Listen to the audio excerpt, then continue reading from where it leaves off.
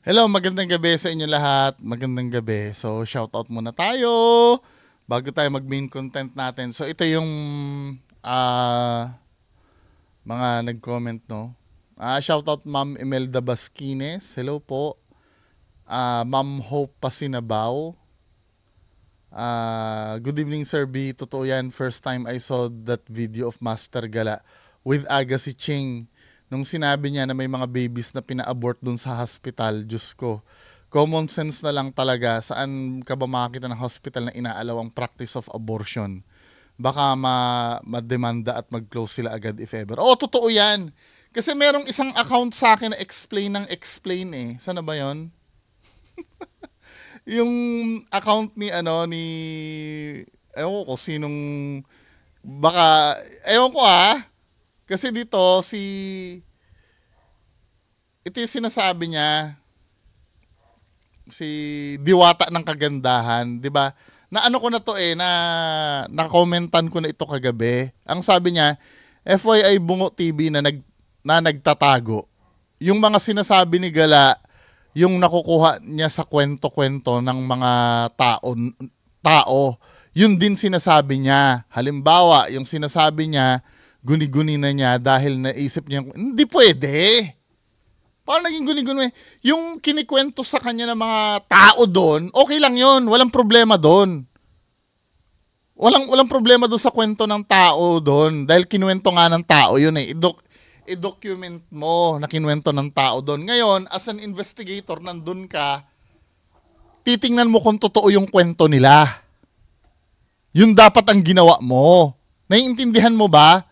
Tapos yung, kasi daw, ang sabi ni Master Gala, yung, kung ano daw kasi yung kinuwento sa kanya, guni-guni niya na lang daw, dahil naiisip niya daw yung kwento-kwento. Kung guni-guni mo lang, ako ganyan din ako eh. Pero sinasabi ko, ayoko i-declare na paranormal yon kasi baka mamaya guni-guni ko lang yon or ano. Hindi ako nagdideklara ng paranormal sa videos ko. Kasi ang katwiran niya, halimbawa, yung sinasabi niya, guni-guni na niya. Dahil, ba't binibilugan mo sa sa video mo kung guni-guni mo lang pala yon? Sinasabi mo sa mga tao may nakadungaw daw. Ano ba? Post-production na yung sinasabi mo meron, hindi naman yung nung time na yun eh. Naghahanap ka kasi ng mga bagay na para masakyan mo yung kwento ng tao, hindi yung para malaman kung totoo ba yung kinikwento ng mga tao doon, 'di ba? Katulad ng sinabi yung dun sa yung sinabi ni Ma'am Hope Pasinabaw, common sense lang na maiisipin mo, sinabi na palaglagan yung hospital. Sana inisip mo na meron ba talagang hospital na naglalaglag? Yun lang naman eh. Tapos biglang daldal ka ng daldal, ikaw din kaya mag-isa pumunta ng sementeryo. Kahit pumunta ako ng sementeryo o hindi, mali yung ginawa mo, period. Hindi nakakatama 'yon. Hindi nakakatama 'yon yung sasabihin mo pumunta ng sementeryo. Hindi nakakatama 'yon. Mali pa rin yung ginawa mo. So dahil guni-guni yung sabi ko, in short, inimbento mo lang. Pati yung palaglagan sa ospital ng Plaridel. Sabi mo, guni-guni mo eh. Sabi ko, dahil yun ang sinabi ng mga tao. Anong mga tao? Si Akong lang ang nagsabi sa'yo nun. Isang tao lang. Ikaw naman. Yun ang narinig niya mga kwento. Pumunta kami doon, iba ang kwento ng tao eh. Di mo ba naririnig yung mga nagtatanong siya? So meaning, hindi galing sa kanya, kahit hindi galing sa kanya. Ang pangit niya doon sa ginagawa, galing sa ibang tao, kinukonfirm niya. Hindi siya nag-iimbestiga, o ikaw. Di ba?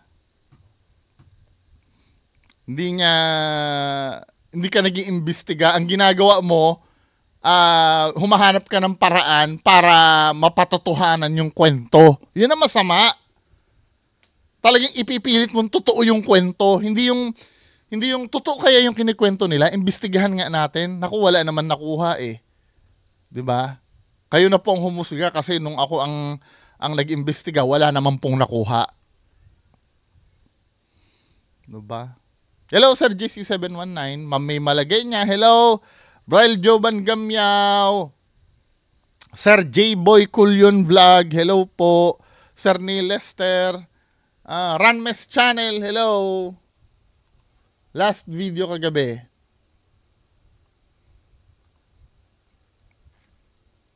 Sabi gano'n ni usaping mitolohiya. Si Bungo goes to my hometown Aklan ha. Sayang sa Cavite ako nakatira eh. Kung sa amin sa Banga ka pumunta sir. Maraming kwento doon. Pwede rin mga bandang Libakaw o Tangalan yan, mga liblib niyan. Oo nga eh, no? Sana makapunta na ako dyan sa Aklan.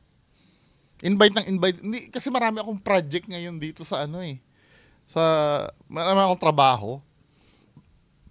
Last year pa ako iniimbitahan dyan ng kuya ko.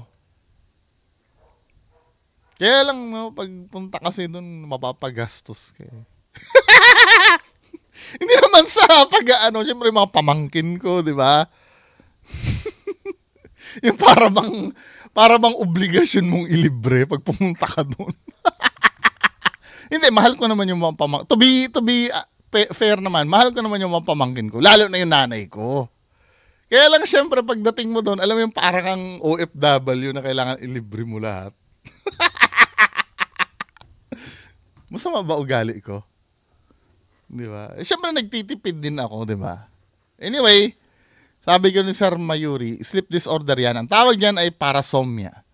Nagkakamot habang tulog. Tsaka, baka may dermatograpia si ate. Kahit hindi naman madiin ang kamot, namumula na agad ang balat. Common yan sa mga teen at young adults na konting kamot lang namumula na agad ang balat at minsan nagsusugat. Pero ang pinagtataka ko doon, kung kamot, bakit isang ganun lang? Di ba supposed to be pag magkakamot ka, ang daming kuko? Di ba? Sabi gano'n ni Sir Paulo Dominguez, manunggal dahon ng makabuhay yun bungo. Ayun, boss. Oo. Yung sinabi na manunggal, hindi ko kasi alam eh. Hello, Pedring. Sir Pedring, hello. Sabi gano'n ni Sir Wilson Alvior,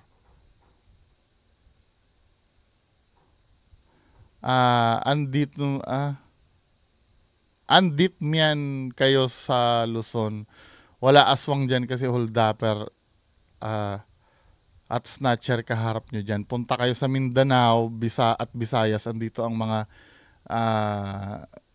signin, aswang at multo kasi probinsya dito. At dito nagdidigmaan ang World War II. Wrong! Sa Luzon din, nagdidigmaan din ng World War II. Please do your research, sir. Marami na rape dito sa probinsya at pinatay. Meron din dito sa Luzon, hindi lang dyan.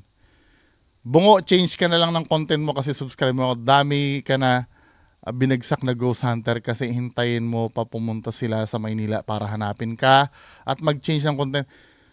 Ano bang pakialam mo? Kung huntingin nila ako. Di ba? Yan ang ayaw ko sa yung pakikialaman mo kung ano yung content ko. Actually, tuwing 2:00, iba naman yung content ko eh. Sino ba tong si Wilson na to? Si Jom Al? Susunod ako sa'yo. Pakialam mo kung araw-arawin ko yung mga yan. Actually nga, hindi lang taga Mindanao yung kinokontent ko eh. Tanga-tanga talaga tong na to. Ewan ko sa mga tao. Taga Mindanao siguro to si Kuya. KMJS Mindanao ba yon?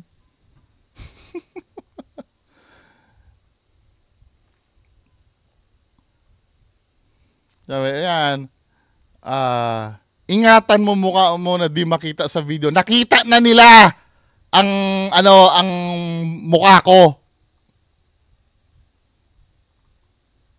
Hina-abuse mo kasi padagdag ka gulo Pilipinas, bad influence ka, bobo, pasigaw-sigaw ka pa, gagula, bungo. Marami kang alam, iniwan ka ng asawa mo kasi bakla. Try mo content, pangalan ko, para malaman mo, bobo. Try mo content. Kino-content na kita ngayon. Bobo! Mga ano, sabi ni Fuckboy, hello po sir, actually po yan si Master Gayla is a fraud po. Fraud po. Talaga yan, manloloko po yan. Yung mga naki-MJS siya sinadya talaga. Yung paglalagay ng picture sa loob sa bungo. Naalala ko to. May nagkwento rin sa akin yan Kaya lang hindi ko, walang sapat na ebidensya. May nagkwento sa akin yan. Sino ba nagkwento sa akin yan?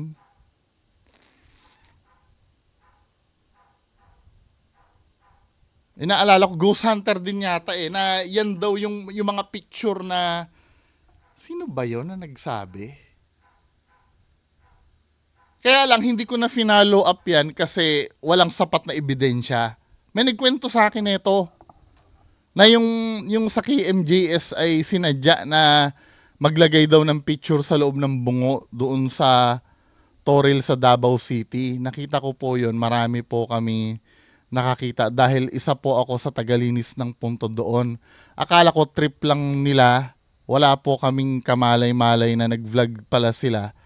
Tapos di pa sila nakontento. Inulit pa nila yung ganong estilo doon naman sila sa Bunawan area na cemetery. Kawawa yung mga taong nilagay nila sa bungo. Sobrang stress na yung dahil akala nila totoong kinulam sila.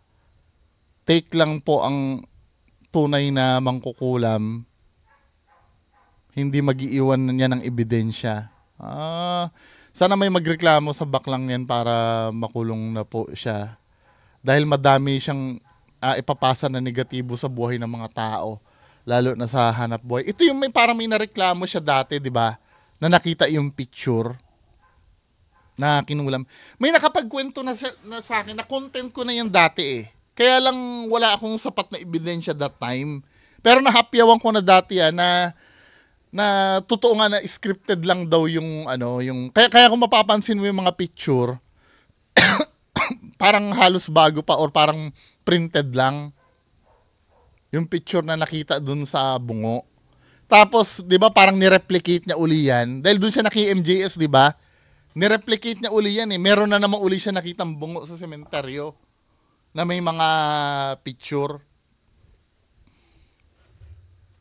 Di ba? Sino nga nagkwento sa akin nun? Kalimutan ko na. Pero ayaw din magpakilala nagkwento. Pero parang din siya anonymous din yung nag-message sa akin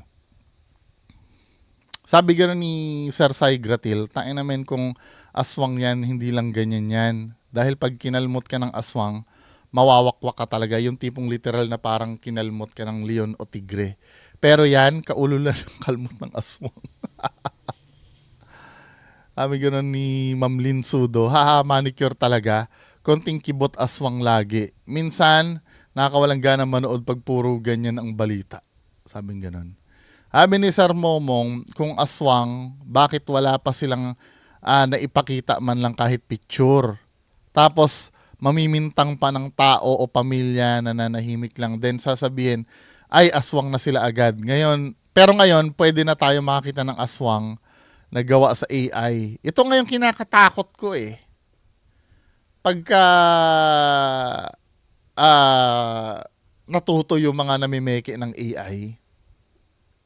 Tapos tandaan nyo, AI ngayon nasa early stages pa lang Paano for the next 5 years? The next 20 years? Ano kaya ang magagawa na ng AI, di ba? Baka mamaya nga yung mawala ng trabaho yung mga director Ito yung iniisip ko yung mga director ng parang ididikta mo na lang kung ano yung gusto mong mapanood. Parang yung mga music ngayon, wala ka ng thrill, yung mga songwriters ngayon. Kahit ordinaryong tao makakagawa na ng kanta sa AI